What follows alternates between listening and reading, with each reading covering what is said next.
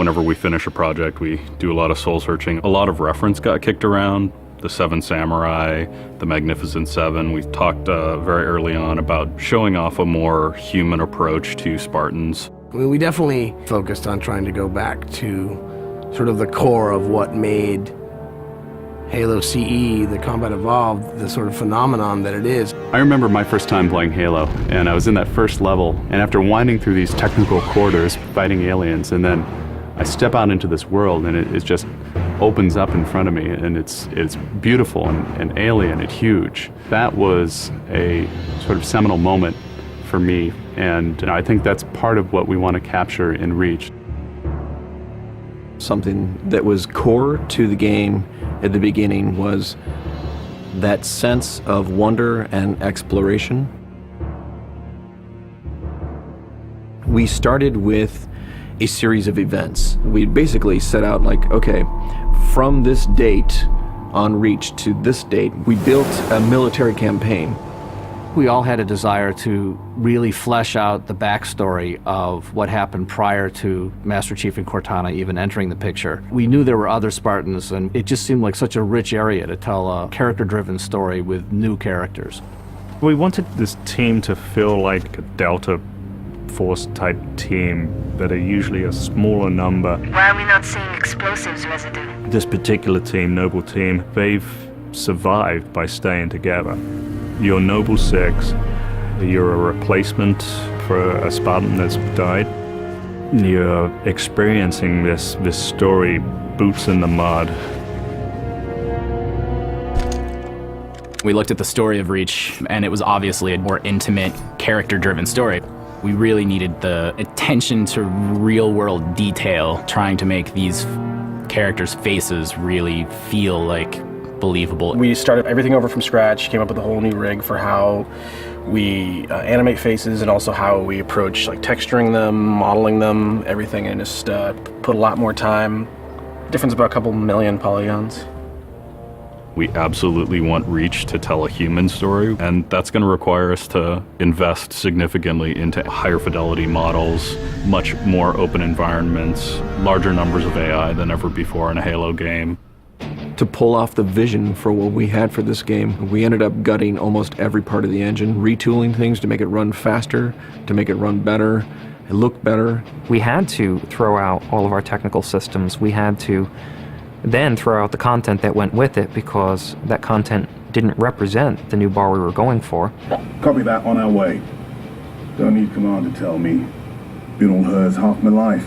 Let's shoot it.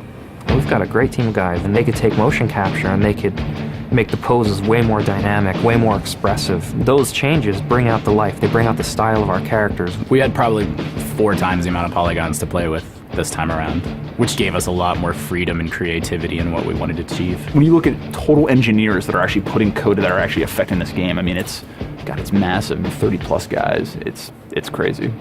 When you shoot a rock face, you'll see sparks, rock chips, dust. In Halo 3, we had a maximum of 100 colliding particles. In Halo Reach, we have thousands. We've got much more customizable Spartans than we've ever had in the past. The number of polygons we can draw at one time has skyrocketed. It's changed the way we build things up close as well as out far. This is where Noble Team arrives, and when you're going to work your way down, all the way down these terraces. Big open environments, epic skyboxes.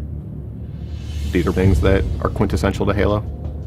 Like, we're building a planet that exists 500 years from now. We want to build spaces that you want to explore. We want to put twice as many characters, vehicles, and weapons into that environment. That's going to require massive improvements to the way we handle our artificial intelligence in the game. We now can put so many AI in an encounter that you can put 4 Spartans, the player, 8 Marines against 30-ish Covenant, and that's an actual serious challenge.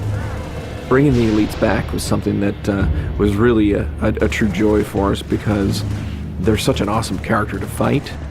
What if the Spartans and the soldiers don't actually understand what the aliens are saying? What's that going to feel like? What if we can get back to having the aliens feel really alien and threatening? these people and this planet and this story deserve something new and different.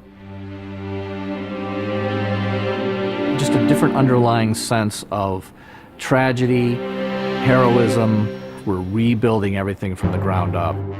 You have to walk this very fine balance. We want to add new things, but we don't want to rough up anybody's baby. I mean, that's the whole thing about the crazy sausage that is Bungie's Halo Reach ODST universe, is that we've sort of developed this gameplay that every person sort of has the different things about it that they like, and I still think that we still struggle to figure out exactly what, like what can we add or remove without pissing off certain people of the population. We looked at the Halo 3 assault rifle, and it really does feel kind of dated. It fit the tech then, but now we have all of these new polygons to play with. We went to a lot of trouble to sort of ground the weapons and the vehicles more in this sort of more real, more gritty world.